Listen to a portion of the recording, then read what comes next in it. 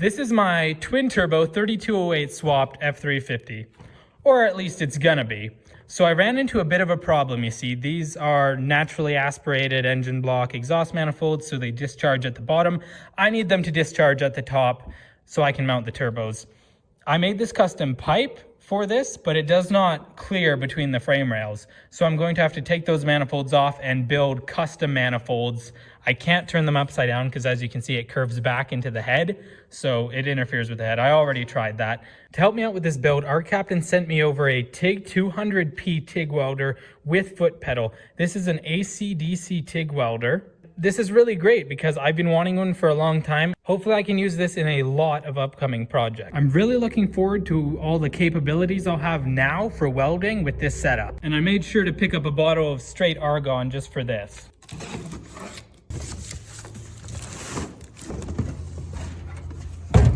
So I just got this all out of the box, and it looks like we have literally everything you need to get started with TIG welding. It even came with a nice stinger attachment for stick welding, which is awesome because I actually really enjoy stick welding sometimes. So we got our gas regulator, we got a torch with like a, looks like about 15-foot whip, gas hose, our ground clamp, of course our welder, and we have a 110 adapter in case you're working somewhere where you only have 110 volts. It's awesome because this TIG torch actually comes with a click button. So if you don't have a foot pedal or you're working in a tight space without a foot pedal, you can use this, which obviously you don't get that fine amperage control, but it's useful when tacking things together. And we also got a handful of consumables to help us get started. ARCCAPTAIN was also kind enough to send me over a pedal to go with the TIG welder. Pedals are great so you can get finer control of your welding, which is really nice whenever you're welding something thin or you're just learning how to do it. It does come with a chart with all the different materials, so it gives you kind of an area of where to start whenever, say, if you're doing 1/4-inch aluminum, 1/8-inch aluminum, whatever. Tells you what size rod to use and what heat to use. The foot pedal they sent me also comes with the wiring to plug it into the welder and a 10-foot extension. This will all probably outlive my want to TIG weld. But I guess it's time just to put it all together and turn the machine on and give it a test. I'm gonna need to sharpen up this fresh piece of tungsten.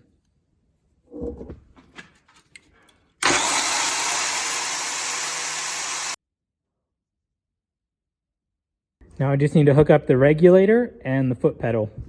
So there we have everything set up and connected. We got our gas bottle hooked up and turned on. Now I just need to plug in the power and turn the welder on. And we can go all the way up to 200 amps. And if we press the control knob here, we can set our pre-flow 1 second and our post-flow, which is currently at 4 seconds. I'm probably gonna run this around 120 for my practicing mild steel. So obviously I need a welding cart for that welder, and I threw this together out of some scrap bits I had around. It's got a spot for 2 bottles and some hooks, basically all you need for a welding cart.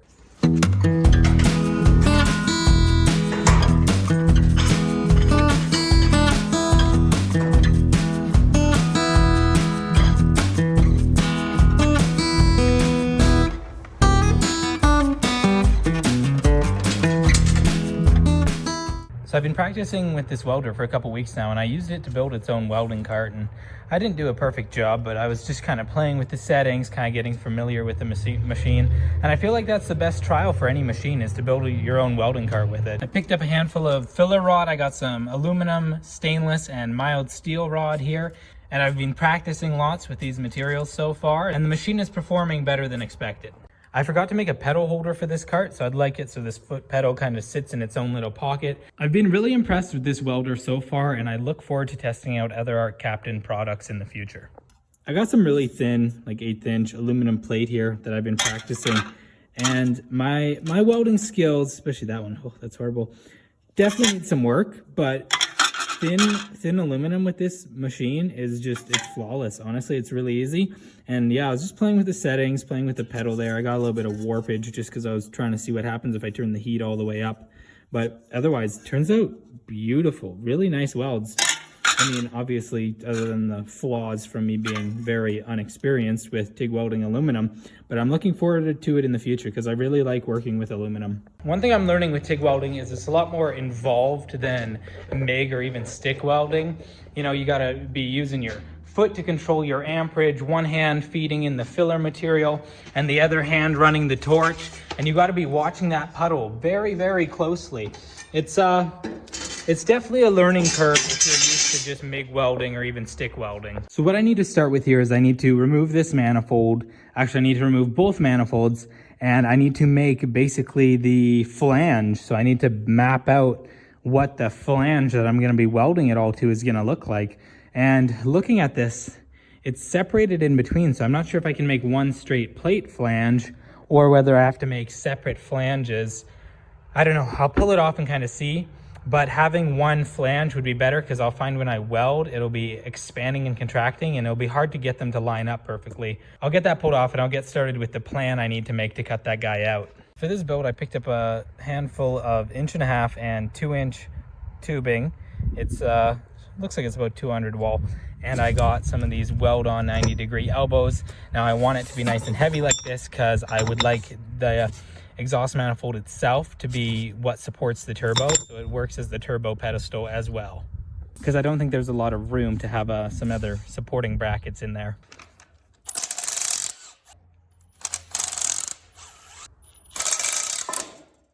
So here's our exhaust manifold gasket, and I think I can kind of base what I'm going to make the flange off of this and probably bridge in between them a little bit differently than they did here. It doesn't look like there'd be too much interfering with that kind of a design, so unfortunately I think this is too big to fit my scanner. I'm gonna go ahead and lay this out on a nice flat surface and take a nice clear photo of it next to a tape measure so I can map it out in Fusion 360 and get it as close as possible.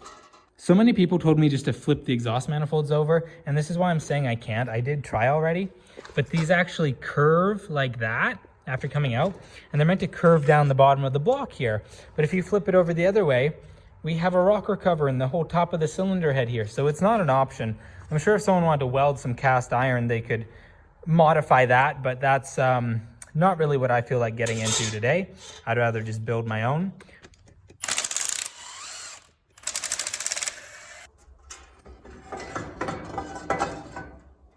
I know everyone would love to see some long tube headers coming on up here and kind of coupling into one. And great idea, but I don't have the fabrication skills, the space, or the patience to do that. So I'm going to just kind of couple these all up into a log style. I'll include a photo that I'm using for inspiration, but something along those lines that's nice and sturdy that'll come forward and up probably about here, and then go into the turbo. And so that way I can mount each turbo.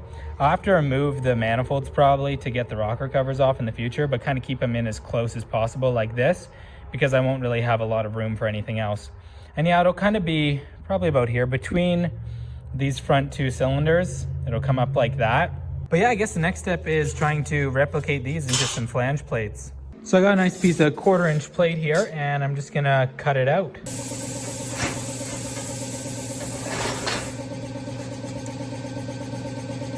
The first flange turned out all right. The couple of the holes are not like 100% dead on, but that's okay. I can die grind them to make them a nice fit. But they fit nice and flat on the head, so I'm going to cut out the second one now.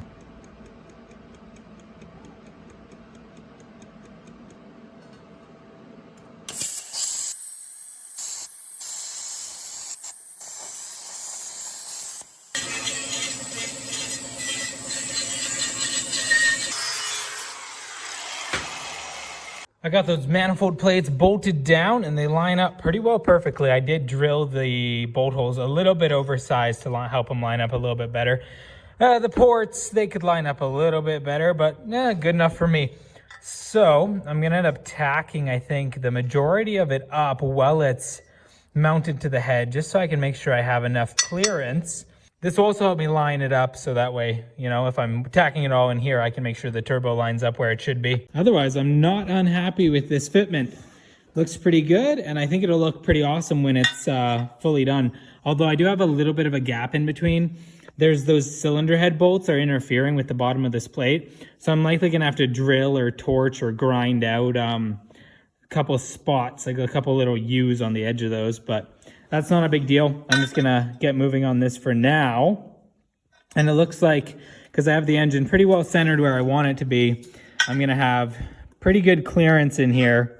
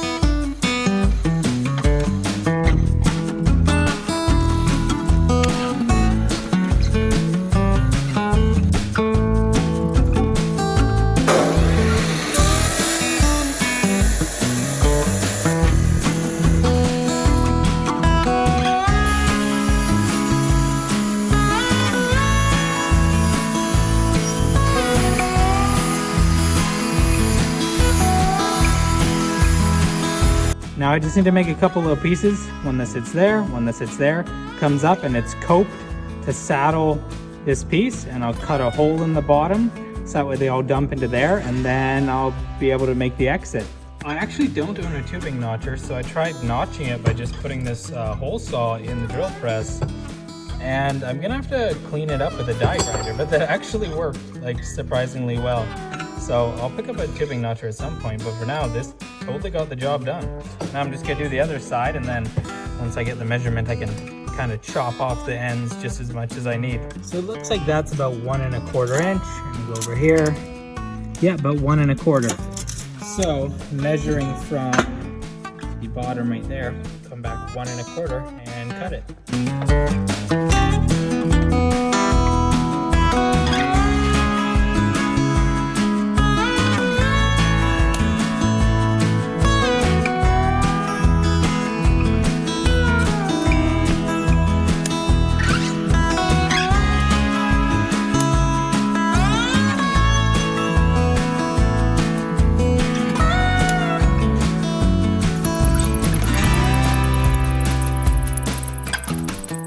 That thing is smoking hot. I wish I had a sandblaster so I could have cleaned all the like coating off and cleaned it right down first.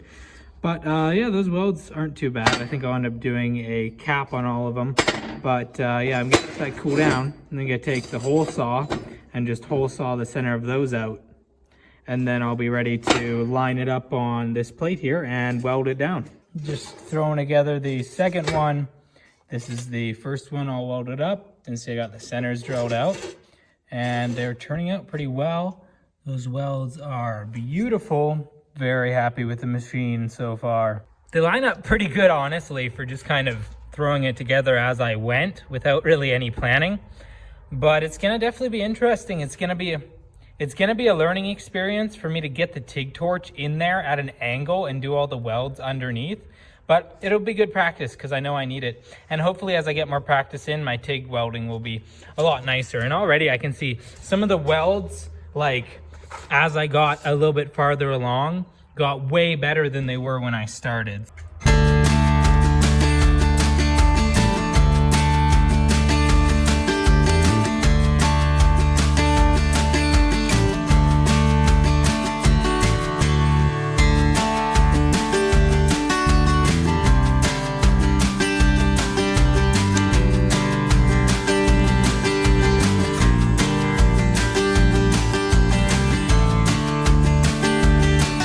So I went ahead and switched out the back cap to a stubby one and put a longer cup and nozzle on here.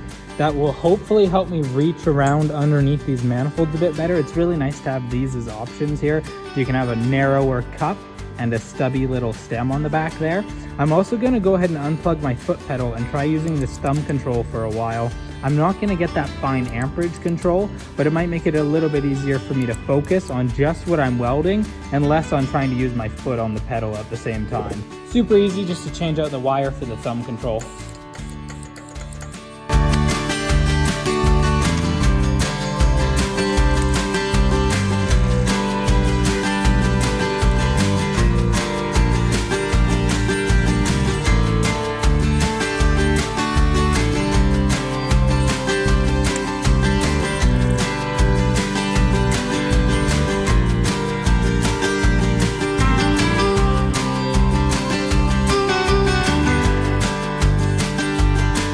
I think my favorite feature that I'm just realizing about this machine is the fan isn't always running. If you notice, the machine's on, but there's no fan. It kicks on every now and then just to cool the welder down, and it's really quiet, which means it must be pretty efficient. So that's awesome, because sometimes it's nice working and not just having to listen to some freaking fan buzzing and humming away. Like, we got compressors and stuff. There's enough noise going on in the shop already. Having a quiet welder is pretty nice. I wanted to make sure these were as strong and airtight as possible, so I went ahead and welded the inside seams too. Now, I didn't use any filler there. I just used the torch and kind of melted it nicely around the edge. I'm going to go ahead and use the die grinder and clean those up, and then I'm gonna sand them flat here so we have a nice flat surface. But hopefully that will add a lot of strength, since it's been welded on the outside and the inside now. Now that I got this exhaust manifold bolted up here, it's interesting. It's a zero emissions exhaust manifold. I should just run it like that, haha. But yeah, that lines up pretty nice. I think what I'll end up doing actually, because there's barely a gap where this plate in the center is hitting these head bolts right there. But I need gaskets. So actually I'll take some thin steel and cut out the gaskets for each individual port, and that'll actually space it out. So that perfectly deals with that problem for me, because I want individual gaskets anyways to make up for any imperfections in this mating surface. So I'm realizing for optimal clearance, actually, I'm going to have the exit come up from the center and center the turbos right about there, center of the manifold. As you can see, then we can kind of have plenty of room between the compressor housing and the accessories, and they'll kind of have to be up because I need to have room for the air filters too, right? So coming up off the front, I think, maybe. So what I did was take a piece of the larger pipe and I punched a hole in the center. I'm going to cut it right across there, so I have two coped pieces that I can weld onto there. And I actually had to use a hole saw that's a size smaller because I wrecked the bigger one. Apparently I just need to buy some higher quality hole saws. But I'll just die grind that out to fit nicely over the smaller size pipe. But that way I have two notches with one hole. Here I have this up pipe just kind of lined up in place. I marked it and plasma cut the center out. I gotta clean that up with the die grinder a bit more. But basically I'll be welding that on there with probably just about 1/2 inch between the pipe and the rocker cover, so we have plenty of clearance. And I'll probably cut it again about here and bring it in maybe like 25 degrees, just so it kind of comes in at like the same clearance with the rocker cover, so we aren't coming out here too far, and we got lots of room between basically where the fender panel will be and the accessories and stuff. But I just kind of want this to wrap around and kind of come in here smoothly at the same angle the rocker cover does. So when I figure out exactly where that's going to sit, I'll mark it and then cut it at an angle so I can bring that in.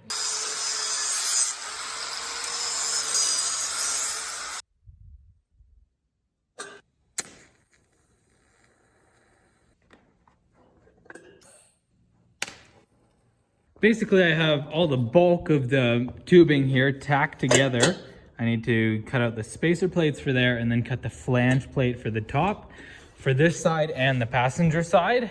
That one's got the 90 on it, and this one is just gonna have the flange plate flat on top there because the turbo will mount kind of that way. This was the crankcase vent, and I had to remove that anyways because it was going into the intake right after, like directly into the intake. It's gonna need to be rerouted because the boost pressure would obviously just blow back into the crankcase, and the big filter here was in the way of where the turbo is gonna be. So got to figure out some new ideas for that. But yeah, basically I just got to cut out those flanges now, and then I can weld it all together permanently. Now I have the manifolds bolted up, and as you can see, I put in those gasket plates, so that spaces it out about 1/4 inch. I just have the ones in either end right now. I got to cut out the ones for the center right now. I just want to make sure they fit right, and they do. They give me just enough clearance, and they allow it to, instead of the weight being spread out along the entire manifold, it gives it a little bit of flex to focus the force down on each individual port, which should actually help it seal better. And I'm just gonna weld this plate. I'm gonna square it up and tack it on there, and then I'm gonna line up the turbo and kind of just see how that looks so far. Then once that guy's welded up, I'm gonna do the same thing for this side. Make sure, same thing, it's square because it's all bolted down, so this will be where it will be. Yeah, square that up, tack it together, then I'll actually bolt the turbos down and put on the air filters and make sure that everything clears appropriately. So here we have our twin turbos mounted up. You can see I got them basically as low as I can get away with. This one I'm gonna have to cut a little spacer plate for the flange and bring it up a little bit because it interferes, the air filter interferes with the oil fill cap there. And this one over here is in a good place, but this mounting plate for the fuel filter that I need to fix anyways is a little bit too high, but that's okay because if I can lower that down, that would be better anyways and give a bit more clearance. So I'm gonna trim that guy, lower that down, and then this air filter will clear just fine. And otherwise, that's pretty well perfect. The amount of clearance I want, that's not too bad. Definitely an improvement of my first attempt at making those manifolds that were really goofy. But now that I know this is where I want them, it's gonna work, I'm gonna pull them off and finish welding everything up completely. And here are two manifolds pulled off. I'm just basically cleaning them up, gonna strip them down, and then I'm gonna go ahead and finish all the welding, and then basically that'll be done. I'm gonna test out the pulse setting and see what that's like. It should allow me to basically let the welder do the work of amperage control, and I don't know, we'll test it out.